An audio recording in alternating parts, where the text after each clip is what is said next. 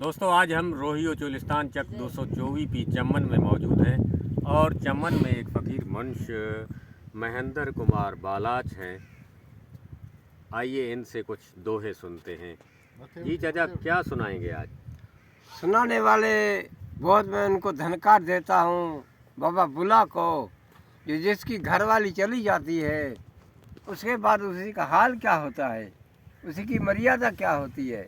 उसकी मर्यादा चली जाती है, उसी का हाल बिगड़ जाता है। जिसकी पत्नी चली जाती है, फिर इसी जगह में एक बाबा बुला मेरा शेर कहता है, सुभान अल्लाह सुभान अल्लाह। कैसे नमूने शेर कहता है कि पुत्र रह गया नुहा, पुत्र रह गया नुहा, धियाँ लगे होर, बोलिया असी घर जिमें बैठे हाँ, जिमें बैठा है कोई चोर चोर।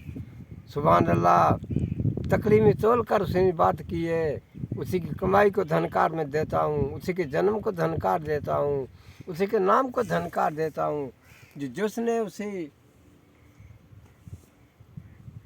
अल्फाज कहे हैं, एक एक उसी का अल्फाज जो है लाल है।